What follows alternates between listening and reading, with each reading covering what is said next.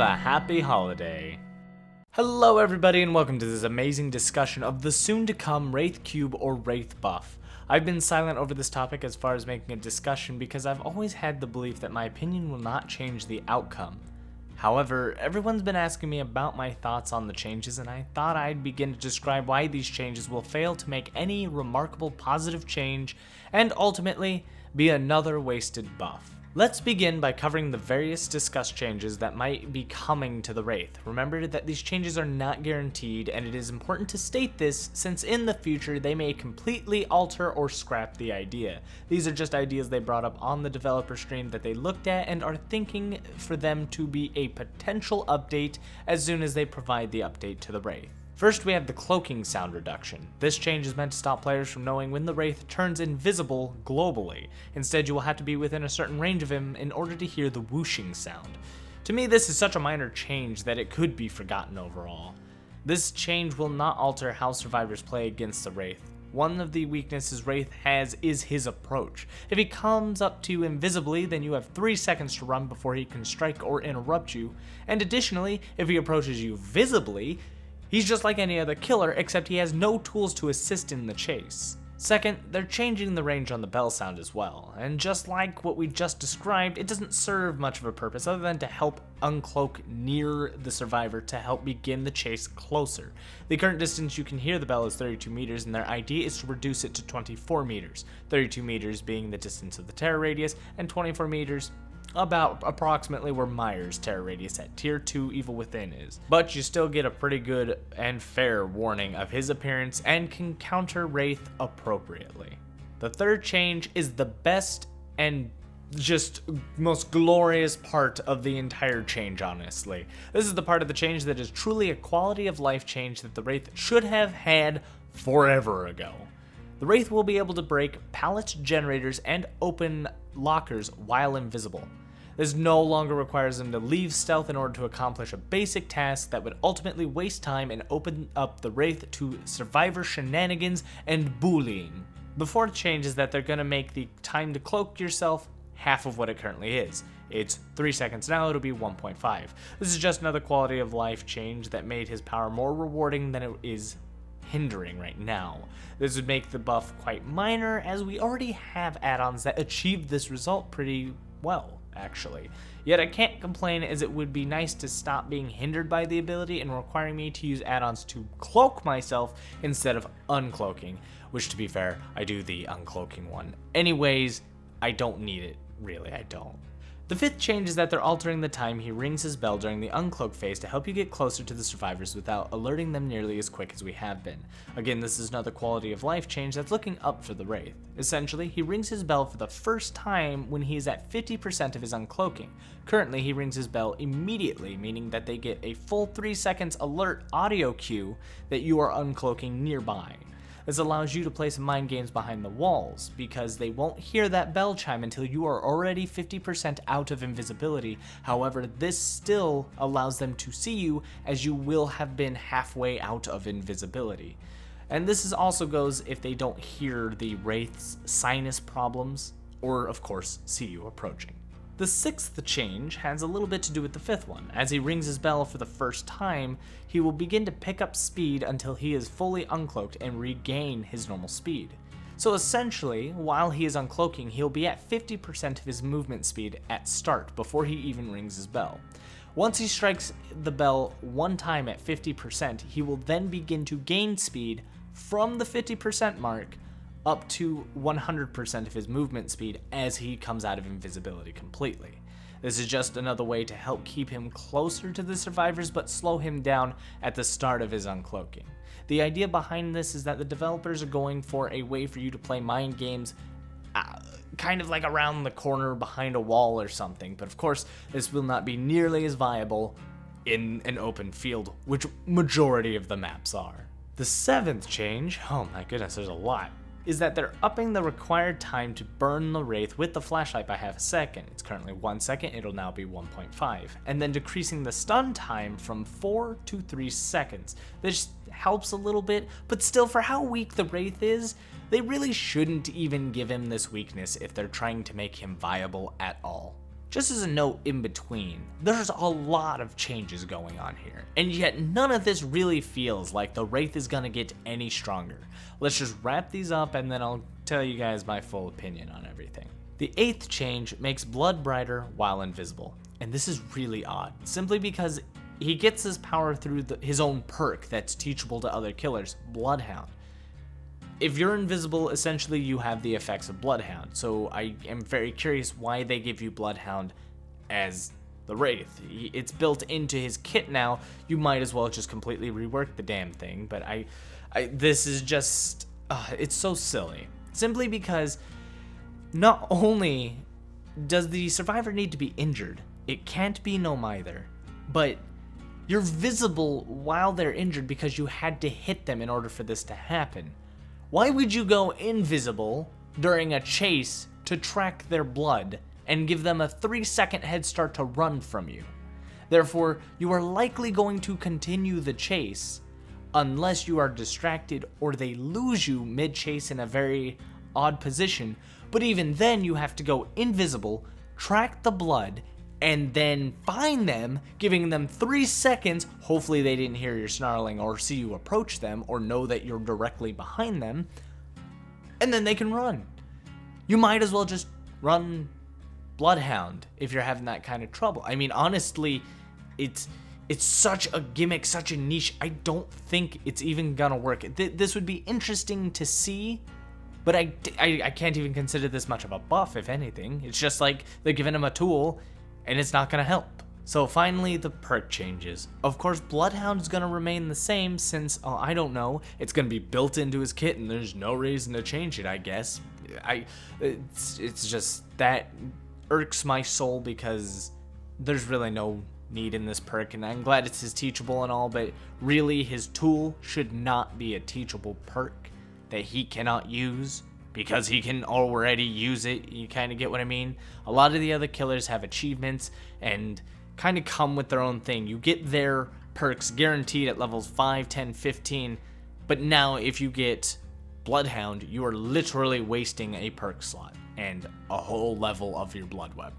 However, I can't keep complaining because Shadowborn is getting a legitimate, real buff as it loses the weakness to flashlights, the blinding effect, and it has an even bigger field of view kind of increment that it gives you.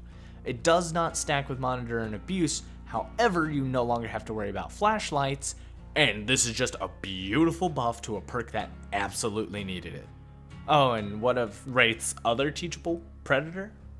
It's not getting touched because scratch marks are currently bugged, and it has been for a very long time. Please fix this issue. I mean, you're doing so much good, and none of it's gonna matter, really. That hurts me. In, like, really deep down, I hate it when these changes come out, and the quality of life ones are just kind of nice touch-ups, but none of this makes the drastic changes that the Wraith needs to see to be a viable killer. So there you have it. Those are all the changes that were proposed ideas on the developer stream. And to be honest, they're just simple changes that the Wraith needs to just give them utility and convenience. Killers like Hillbilly and Leatherface can break pallets with their tool, Nurse can just outright ignore them, while other killers like Doctor and Freddy have much more significant, more accurate tracking tools. But the Wraith has minimal use for his power other than to sneak up on people or find them as they work on generators. I can't complain too much though, because Freddy's power literally hinders him, but the Wraith has been one of the original 3 killers since the release of this game, and has yet to get a proper fix that he has needed over the last year. Even now, the upcoming changes are not enough. Killers like Wraith and Freddy are ranked so poorly because their tools do not perform well and they have no kits to assist with a chase. When the Doctor was first released, he had the same issue. He was ranked really low with the Wraith until he was reworked 2 weeks after his release because he was that bad. He was only good for gaining deviousness points because he would spam his shock therapy, and that was it, because the shock therapy did not stop pallet looping, it did not stop windows, it did not assist with the chase. All that did was cause you to waste time on attacks that you could have harmed a survivor with, and now you're just wasting time increasing a stat of madness, which they could cleanse on their own with no problems and no fear. The only thing they couldn't do in Tier 3 Madness was interact with anything, but that was fine because you can't interact with anything while you're running from the goddamn killer, so what did it matter? But nonetheless, Doctor got a rework. It made him slightly more viable because he was able to interact during a chase, and therefore some of the pallet looping or simple things that you used to do were no longer possible, and he is now a unique killer of his own with his own thing going for him, and he is not the worst killer in the game. Wraith, however, not so much. Changes really need to come to the Wraith that make him more viable as a killer, not a tracker. This seems to be some sort of disconnect with how killers should be structured. You have the best killers in the game, Nurse and Hillbilly, which maintain that power to assist in a chase and deal damage to survivors. You have the balanced killers that have additional power in the chase, not as strong as Nurse and Hillbilly, but still pretty good. Huntress, Myers, Leatherface, etc. Then you have the weak killers that have the power of tracking. Freddy, Wraith, Doctor. Like I said, Doctor not the worst killer, but he's not that great either in comparison to the others, as the others still have more powerful tools. And before anyone asks about Hag and Trapper, they got their own problems right now. We'll bring them up in another discussion. As I said before, the blood tracking seems too gimmicky and very situational, and the issue here is that Wraith's power hinders him as far as being a threat to survivors. And I've said this plenty on stream, but approaching a survivor and having them given 3 seconds to run, just like Freddy gives 7 seconds, is not a very enjoyable experience for a killer. The dev's idea is to have you sneak up at an angle and uncloak behind a wall, but that's assuming that there even is a wall. I know plenty of generator locations where that approach would not work because there is no walls, and majority of the time when playing against other Wraith players, I see them coming from halfway across the field. And even when you do uncloak nearby, I'll just sprint burst away like I do with any other killer when they get too close. I don't just run off when I hear a terror radius, I look at how close they are. And even though the Wraith can get close without providing me a terror radius, I still figure out when he gets pretty close. It's not that hard. And then once I've established that distance with that nice sprint burst or just running away, jumping through a window, the Wraith has no tools. Huntress has hatchets. Leatherface and Hillbilly has chainsaws. They instant down you. Myers has Evil Within, where he can choose to just outright murk your ass. The Nurse blinks closer, and again those with traps we're not going to talk about right now, but they have setups, and those are struggling on their own. But Freddy, yeah, he's just the worst killer, he's got nothing. But Wraith doesn't need to be Freddy. So the idea I've always had about the Wraith being more viable is to allow him to strike directly out of his invisible stance. People might react with that being too powerful, however, I believe the attacks from the chainsaw are still more viable than this idea. It's not like the Wraith is impossible to see approaching, just like a chainsaw hillbilly can appear right next to you by just dashing across the field. You'll see him coming, but he catches up to you just as fast, and when he's that close, he'll put you down in seconds without a pallet nearby. It's also not like other killers have the ability to reduce their terror radius. Michael Myers at tier 1 can strike you and have a very minimal to no terror radius. It's not like the Wraith couldn't be stopped either. The Wraith is weak to flashlights. This would bring a good point on bringing his weakness of a weapon or finding it and using it against him as he approaches you. It knocks him out of his invisibility and makes him a normal killer until he chooses to waste time and go back into invisibility through his cloaking. Additionally, pallets would stop him all the same, and so would windows if you jump through it, especially since we wouldn't allow him to interrupt you, such as pulling you off the generator out through a window. He'd only be able to make a strike, so he'd have to time these strikes and sneak up on you properly. That is a true benefit to the Wraith at all times. Invisible strikes are threatening, and they are useful. And of course, you put a kind of length in which he has to recover, and going back into invisibility wastes time. And by doing so, you incentivize going with Bloodhound as a perk, and then they can track your blood if he so chooses, while being about 6 to 7 seconds behind from having to uncloak after hitting you, recloaking to come chase you, and he is a massive threat. And even then, it would be like a normal killer chasing you. Let's just remove his 5% bonus speed he has while invisible, And now he is a hunter, a true tracking killer, just like the Predator.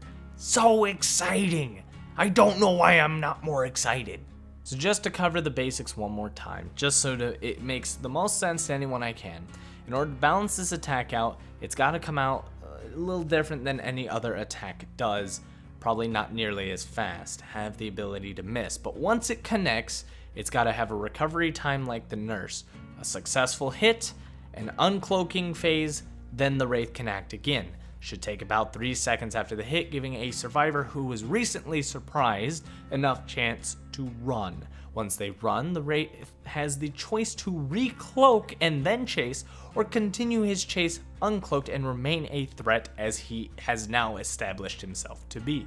This would mean, as long as you're in a healthy state, the Wraith is not an immediate danger, but when he finds you and strikes you out of invisibility, now he is that threat to you specifically, and it kind of builds up from there. And so it's not completely unfair, being that chainsaws can instantly down you, Evil Within can instantly down you, Hunters can down you from a distance, traps can hold you down and lead directly to your death. Wraith has no benefit right now, but why not just give him this one thing, this one slight change that gives him the power to chase? It gets rid of his red stain. He'd be the only killer who could truly play mind games behind walls and be this amazing threat during a chase to one person at a time. Not overbearing, not quick, but a stealthy hunter. There is more I can elaborate on the idea about balance and how it would be situated, but that's where I'm going to leave this discussion for now. The Wraith buff incoming this winter is not gonna really buff the Wraith. He's still gonna remain second worst killer in the game, with Freddy being the worst until Freddy gets a complete rework to fix his shit, and then maybe we can start buffing palettes. I've got so much to discuss with Dead by Daylight right now that the next couple of videos are gonna be intermittent tournament video and discussion video, because we have a lot to discuss that I have just come across that I'm actually kind of fed up with now. But I'm not giving up and I'm not stopping, but I think we should all at least come up with a way to tell the developers that we can learn to be better survivors. Survivor is the easiest thing to play, and just because something is threatening, like a hillbilly chainsaw, does not mean it needs a nerf. Please stop nerfing Freddy, he's dead already. I don't think you're coming out with a nerf, but hey, I gotta throw a meme in here eventually. Alright, I'm losing my voice, so that's it. That's all I can say. If you like the idea, let me know. What are your ideas and fixes for the Wraith if you have them? Or do you really think that the changes that they're making are really gonna make the Wraith more viable than he currently is? Because I'm just gonna tell you now, I disagree with that, but I'd love to hear what you have to say. I'd love to hear your side, and if you have any other ideas that you want on the Wraith, let me know in the comments down below. Don't forget to hit that like button. Share this with all your friends. Maybe the developers will hear of this. Just like our bigger discussion videos that come along, you guys sharing this information means a lot to me, and I would hope it helps the community in some way where we discuss these ideas and really see the effects that these changes make. If the changes are not enough, Freddy nerfs, I mean, maybe we need to incentivize them that Freddy didn't need a nerf, and Wraith really needs a buff. Freddy really needs a buff. Hag really needs a buff. They all need changes that make them threatening as killers, so survivors stop, bullying them all the time. Thank you everybody for listening, and as always, good game.